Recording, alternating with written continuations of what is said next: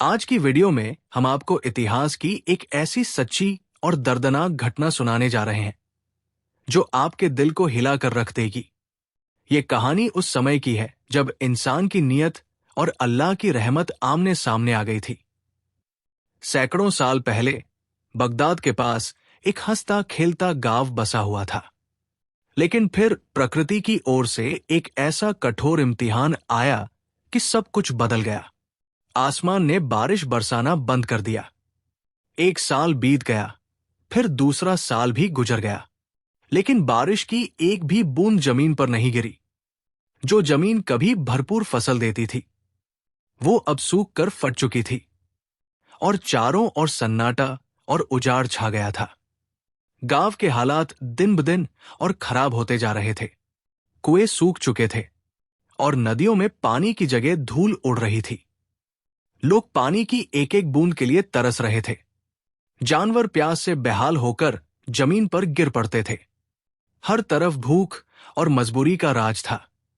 माएं अपने भूखे बच्चों को सीने से लगाए आसमान की ओर देखती रहती थी। शायद कोई बादल आ जाए, शायद उम्मीद की कोई किरण दिखाई दे जाए। लेकिन सूरज हर दिन और ज्यादा आग बरसाता और लोगों की उम्मीदें टूटती जा रही थी।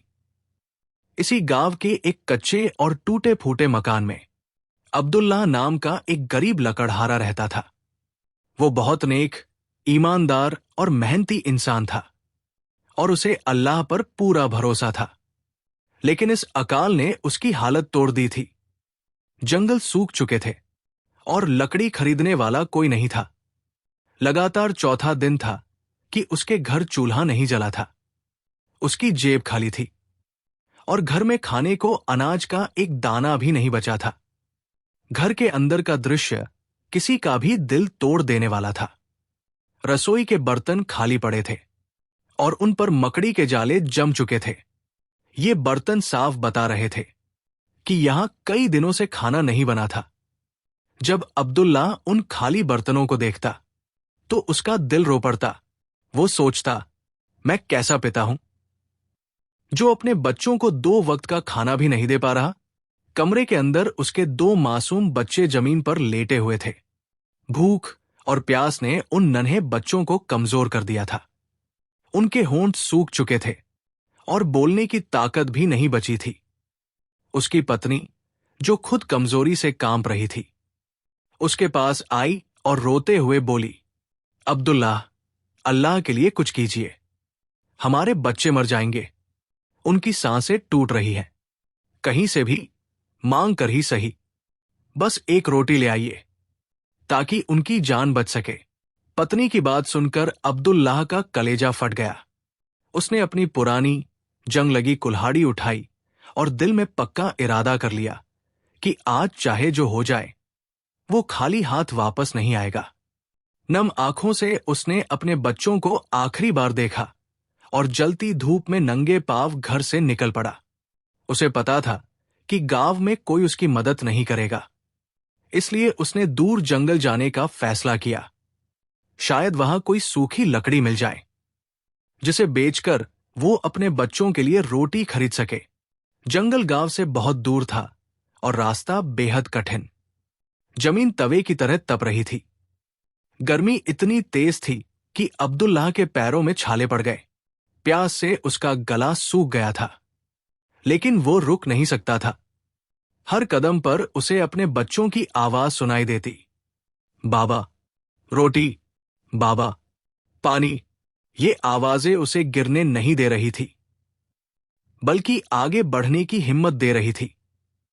चलते चलते आखिरकार वो जंगल में पहुंचा, लेकिन अफसोस, वहां भी हालात बेहद खराब थे। पेड़ सूख चुके थे, पत्ते गिर चुके थे। अब्दुल्लाह ने इधर उधर देखा और लकड़ी ढूंढना शुरू किया। वो हर सूखे पेड़ के पास जाता और उम्मीद करता कि शायद यहां कुछ काम की लकड़ी मिल जाए।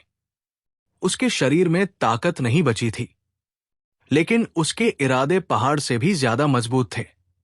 अब्दुल्लाह ने बिस्मिल्लाह पढ़ी और कुल्हाड़ी चलानी शुरू की। ठक ठक की आवाज जंगल में गूंजने लगी। पसीना उसके शरीर से पानी की तरह बह रहा था। धूप उसके सिर पर आग बरसा रही थी। कमजोरी से वो बार बार लड़खड़ाता, लेकिन फिर अपने बच्चों का चेहरा याद करके संभल जाता। घंटों की मेहनत के बाद उसके हाथों में छाले पड़ गए और उनसे खून भी निकलने लगा। बहुत मेहनत के बाद उसने काफी सारी लकड़ियां इकट्ठा कर ली और उनका एक बड़ा गट्ठर बना लिया। अब समस्या ये थी कि वो इतना कमजोर हो चुका था कि उस बोझ को उठाना भी मुश्किल लग रहा था। लेकिन मजबूरी इंसान से सब कुछ करवा लेती है। उसने कहा, या अल्लाह, मदद कर। और वो भारी गट्ठर अपनी कमजोर पीठ पर उठा लिया। अब उसकी मंजिल शहर का बाजार था, जहां उसे उम्मीद थी कि कोई इन लकड़ियों को खरीद लेगा। अब्दुल्लाह वो भारी बोझ उठाए शहर की ओर चलता रहा। बोझ इतना ज्यादा था कि उसकी कमर झुक गई थी और सांसें तेज चल रही थी। शाम होने ही वाली थी जब वो शहर के दरवाजे पर पहुंचा। उसके दिल में उम्मीद की एक छोटी सी लौ जल रही थी। शायद थोड़ी ही देर में उसके पास पैसे होंगे और वह अपने बच्चों के लिए गरम गरम रोटी और ठंडा पानी लेकर घर लौटेगा। बाजार में लोगों की बहुत भीड़ थी, लेकिन हर कोई अपनी ही दुनिया में खोया हुआ था। अब्दुल्लाह एक कोने में खड़ा हो गया और आवाज लगाने लगा, लकड़ियां ले लो, कोई तो लकड़ियां ले लो, मेरे बच्चे भूखे हैं। उसकी आवाज में दर्द था, तड़प थी, लेकिन शहर के लोग जैसे सुन ही नहीं रहे थे। कोई उसकी तरफ ध्यान नहीं दे रहा था। लोग उसके पास से ऐसे गुजर रहे थे जैसे वो वहां मौजूद ही न हो। वक्त बीतता जा रहा था और अंधेरा फैलने लगा था। अब्दुल्लाह घबरा गया। वो लोगों के पीछे पीछे दौड़ने लगा। साहब, बस थोड़ी सी लकड़ियां ले लीजिए, बहुत सस्ती दे दूंगा। लेकिन अफसोस, किसी ने उसकी तरफ देखा तक नहीं। किसी ने हाथ झटक दिया तो किसी ने उसे धक्का दे दिया। उस गरीब की आहों का किसी पर कोई असर नहीं हो रहा था।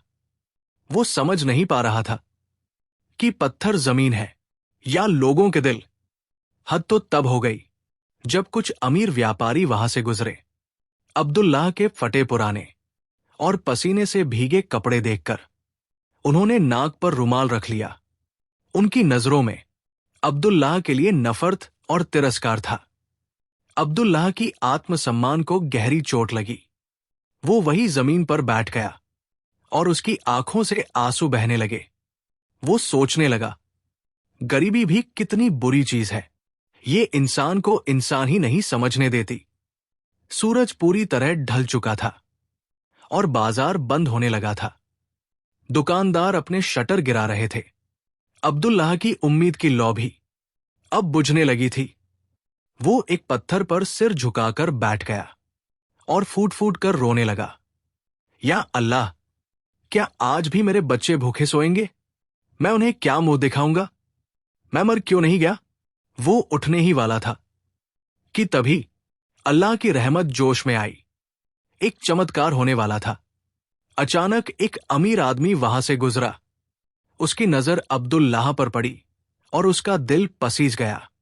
वो रुक गया और बोला, बाबा, क्या तुम ये लकड़ियां बेच रहे हो? अब्दुल्लाह ने तुरंत हाँ में सिर हिला दिया। उस आदमी ने बिना कोई मोलभाव किए सारी लकड़ियां ले ली और बदले में अब्दुल्लाह को 2 दिरहम दे दिए। उन 2 दिरहम उस समय अब्दुल्लाह के लिए दुनिया की सबसे बड़ी दौलत थे। उसकी आंखें खुशी से चमक उठीं और उसने दिल से अल्लाह का शुक्र अदा किया। अब्दुल्लाह सिक्के मुट्ठी में कसकर पकड़े और दौड़ता हुआ नान बनाने वाले की दुकान पर पहुंचा। वहां से उसने 3 गरम रोटियां खरीदी। रोटी की खुशबू ने उसे बेहोश सा कर दिया था।